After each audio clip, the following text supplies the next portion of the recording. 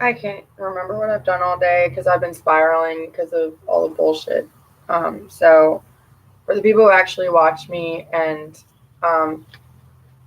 care, because that's an important part, go. I changed the name now, and it's Hunter Brainsby, or excuse me, it's Robin Brainsby, and then Hunter is the pseudonym, middle name, nickname, whatever. So I'm gonna try to start calling myself Hunter because I'm done. I'm done with not me, but I'm done with my former life. I'm the artist formerly known as Robin. I have a symbol. I actually came up with it. I like the tilde. I like the tilde because it means almost. Sorry, there's a car there. I didn't recognize. I think it means like something like. So it's something like. Get it? Yeah, it's really clever, really pointful. If you watch me and you're like, man, I just want to help her, you can help me. Subscribe to that channel. Watch it. Give me honest feedback. Let me know what you want to hear about that I do around here. I do a lot, but I can't work like a traditional job anymore because I'm mentally ill. Tried to tell the new guy who was dating me this, and he keeps trying to poke at the bear. So it feels to me like he is himself mentally ill, which is what I presume for the most part, based on the things that his friends and daughter have said to me. But I also, I think it's wrong to not come out and say that. Just like how if you have an STD, you should tell the person before you have sex.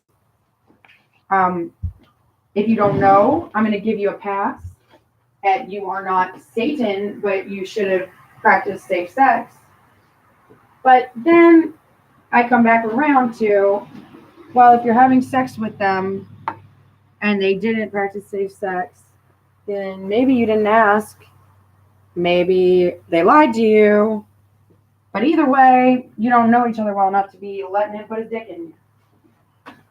So, noted.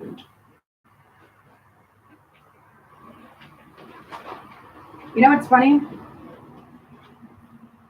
I knew Dakota so well. And I was separated from my husband. And I know we live together, so everyone's going to make assumptions about what kind of relationship we had. I know there are certain people who asked me if Dakota was too much for me in bed, which I thought was funny. Because, to be quite honest with you,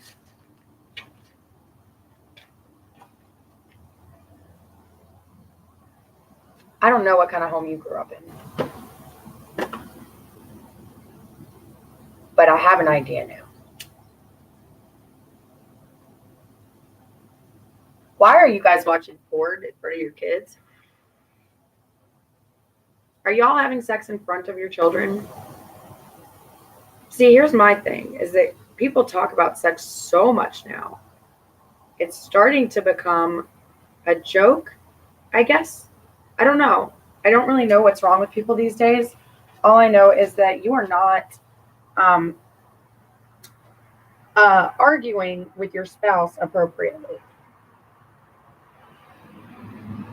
So I hope I make you proud, Dakota, and I hope that you understand that this is not to throw you under the bus. But I'm done with my life as Robin. So as far as I'm concerned, you know, sorry, and I'm not suicidal at all. Or I wouldn't be sitting here cooking, trying to cook, because I'm starving. But I am done.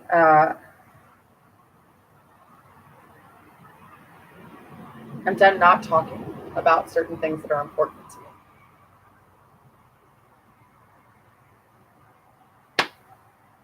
I used to talk to Dakota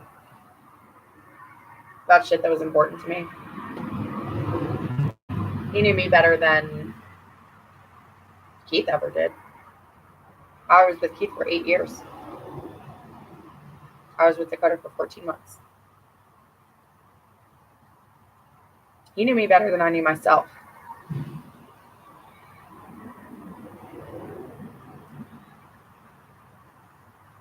And he also hurt me worse than anyone has ever hurt me before, because he left me and I chose him. So as far as I'm concerned, I'm going to keep having bad relationships for the rest of my life. I'm never going to have sex again. Certainly not going to be happy with a man, because I got the what looked like the best of the best. Ladies, he mowed my lawn.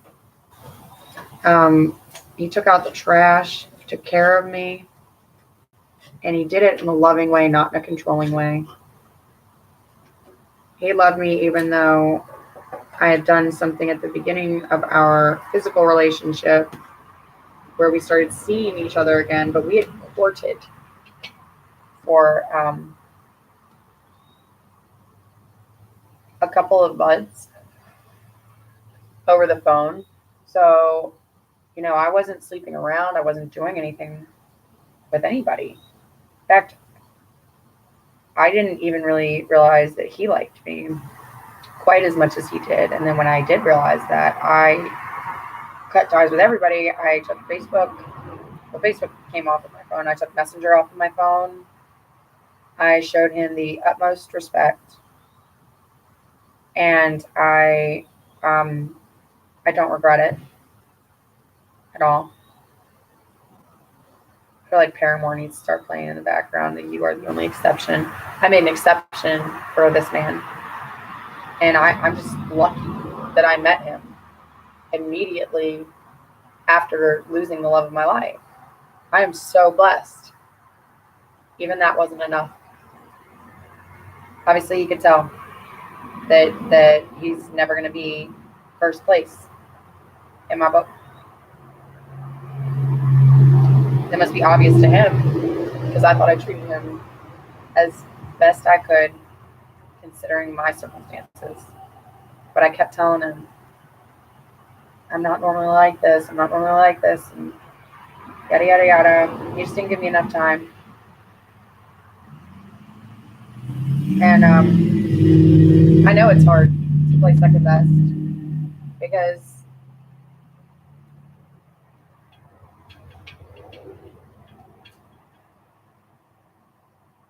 I have been second best before.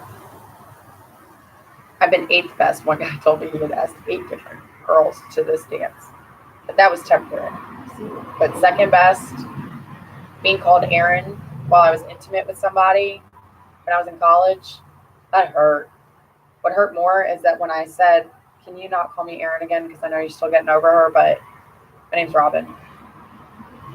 And he said, I didn't call you Aaron. I said, yes, you did. That's when I kind of dried in. We stopped, if I remember correctly.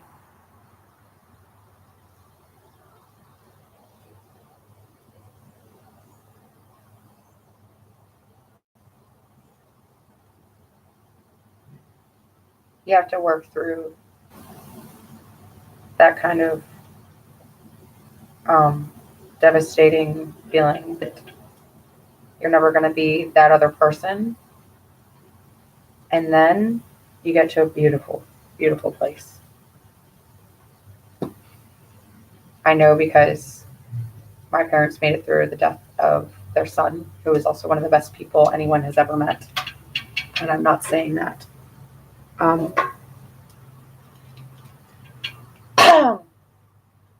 not saying that lightly. That's the story that I'm given all the time. And my mom had to play that role for my dad after he lost his kids. She knows what kind of pain my dad went through. She sat there loving him even though he cried. I'm sorry, Dad. But I was going to say this when you died anyway. So. My mother is an incredible woman for loving her husband through that. It gave her some insecurities. I don't know that she had them before. I know she got cheated on before in her youth. After she made a point not to have sex with a boy because she wasn't that kind of girl. I feel you, Bob.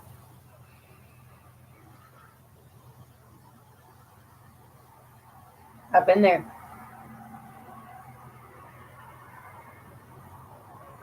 I'm not there right now. That's not what happened with me and Dave. His was I wasn't finished being over Dakota. And I met, my Jim Oyster, basically, Like, we both have pain. We both been through it. We were a match made in hell. And he's El Diablo, he says. So I guess El Diablo doesn't even want to be happy in hell, but I do. So I don't know why I'm sharing this live right now, other than in defense of Dakota. I have talked a lot of shit about him because he didn't know what a good thing he had. Excuse me. He knew because he saw it. He gave up on me, which is sad because he was determined to only be married once. So I know he's going to make that work with that stupid cunt who doesn't care. Maybe she cares so much she lied to me and undermined our relationship. If that's the case, then I played second best the entire time. And that's not fair to me. Because everybody else failed in comparison.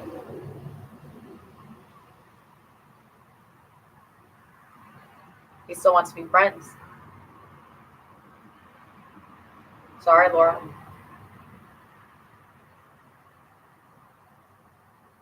He still wants me on the back burner, by the way, because he came here and took his shirt off and threw his favorite knife on my bed and then turned around and walked out. Barely, I don't think he even said a word to me. You know what, bitch? And then he walked out.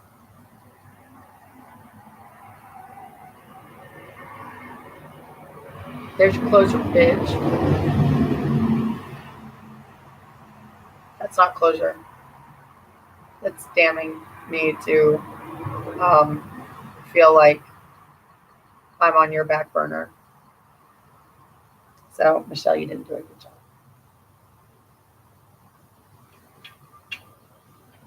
It's not your fault. But when a jackass is a jackass to me in front of my son, I say, you see there, baby, listen, here, come here. Listen, that man right there, he called me a bitch. That is not a nice thing to say to a girl. I don't even know this man. Do not ever do that. Got it, Mommy. Do you need me to kick his butt? Nope, I got it. I'm about to kick this man's ass. No, Mommy, I don't want you to go to jail. Okay. And I drove off like a fucking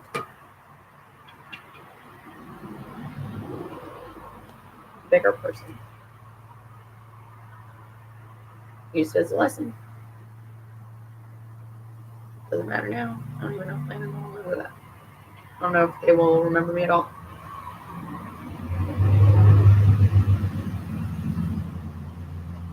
I feel dead because I don't have children. It's biological. I don't want to be dead. I want my kids. Every man who has come here and tried to encourage me to get my kids back won't even listen to the amount of bullshit that he put Dakota through or the shit that he did to me. So I know, Dakota, you get to have your cake and eat it too. Good for you, buddy. I get to sit here and cook at fire because of a jackass who has been hurt before too. So I bet his sacrifice was that he had to get drunk to be able to tolerate me. And that's how much I loved you. No, sir. If you love someone that much, you don't need to be with them, but you don't need to string me along. I did that for Keith. I said, you know what, Keith? Every time I try to get sober because I'm doing well, you try to get me drunk again because you don't like me sober. Not love. Calling you on your shit, that's it. But you know what, Keith? You don't know what love looks like because your mom's a stupid bitch. I'm sorry. There, I've said all of the things and the stuff. I'm so upset about the fucking shrimp. But, you know, I'm going away. Hunter Brainsby is going to be here. So we'll see how I do with that. For the most part, I'm signing off because I don't like the shit talking that I've been doing. It's a really bad habit I picked up with my ex-husband. Because he used to talk shit about people all the time. And I remember at one point I was crying because he was talking about this girl's nose and how big it was. And I shouldn't have cried because I was making myself vulnerable to a monster. I didn't know he was a monster when I married him. He didn't know I was a stupid hippie and he married me. But yes, we can all surprise each other and ourselves and all that at times. By the way, for the record, in this very moment, I want to forgive Dave because I want to believe that love is unconditional.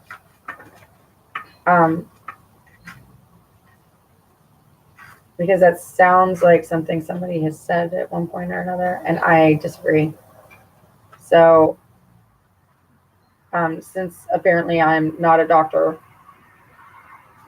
for the comments that somebody else left, I'm gonna go on and say you probably don't know enough about healthcare, but if you did, you'd understand why I lost all my friends, because I suddenly was wearing a doctor's coat and I was no longer a nurse, even though I was. And a lot of nurses have a hard time with that because they're stupid bitches. Not all of them did. A lot of them.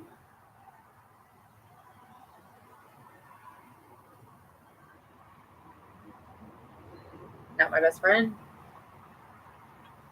But she had her own shit to worry about, and I guess she must still be dealing with it because I haven't heard or seen her. She lives right up the street. She told me I had to pick between her or the guy I was seeing, but yet she had told me to stay with my ex-husband because do you want to leave this kind of comfortable life? It's like, well, kind of, yeah, because I'm like suicidal and stuff.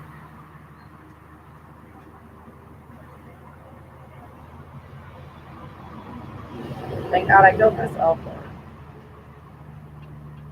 I wouldn't have woke the fuck up.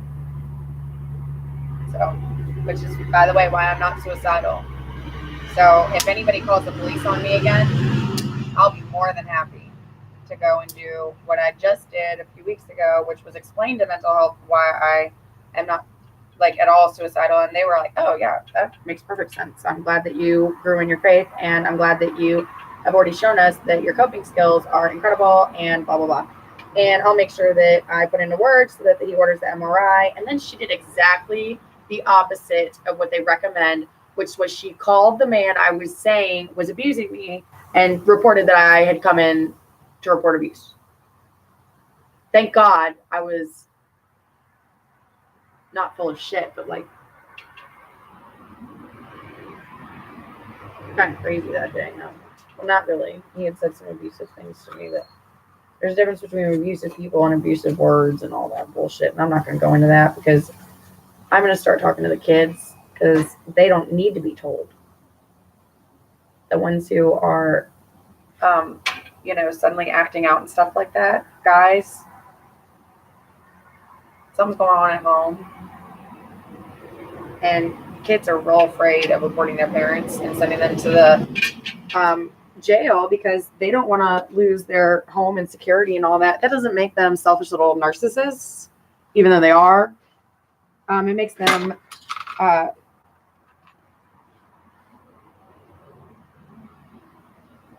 don't know what it makes them.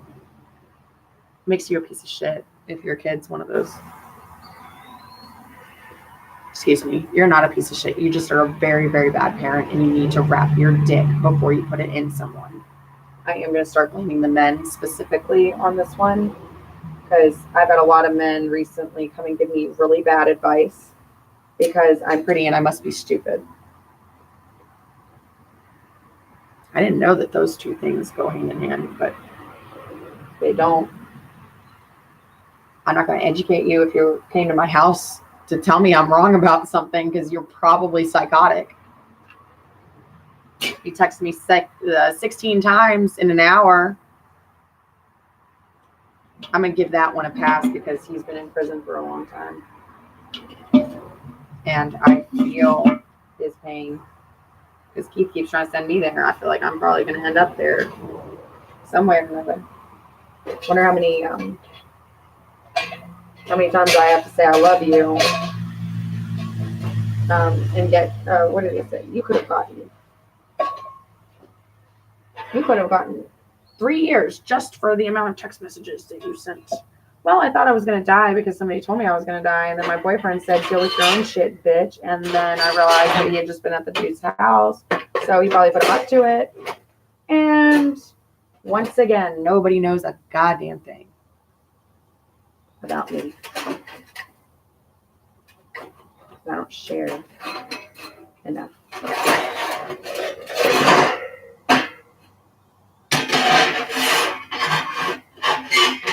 I'm tired of sharing now. Once you get to the point where you've had enough shit happen to you, people stop listening because they don't give a fuck anymore because you're probably going to die. That's the underlying sadness. Well, she's a weak link. Let's let her get Darwined out. Only I'm not. This is the pain that a lot of people went through. Trying to think. I mean, I really can't think of another scenario other than, slaves.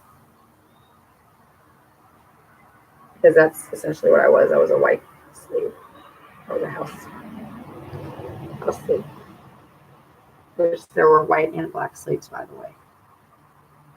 We just called them something different to distinguish the difference. One's in the house got raped. One's in the field got thrashed, slashed. Who knows? I don't even. I live in a town now that's so racist. They remind me the color of my skin just to make sure that I don't forget it.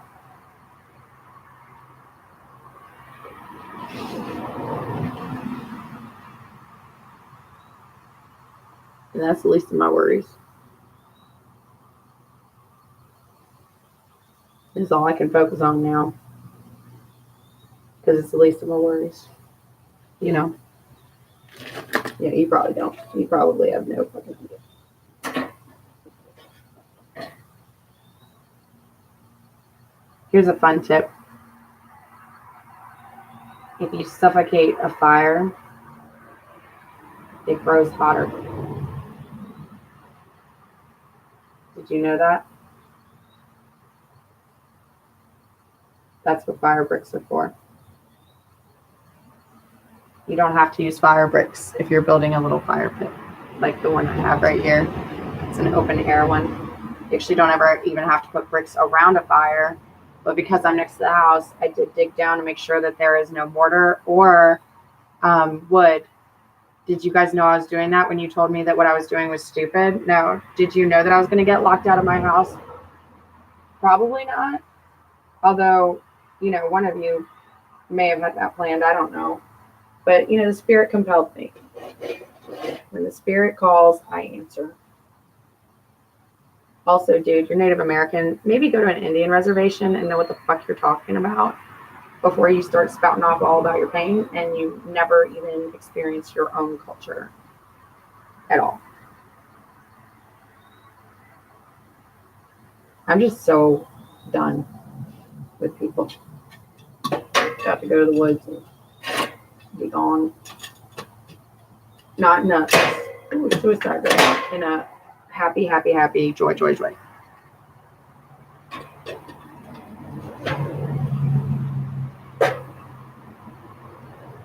Have a great night.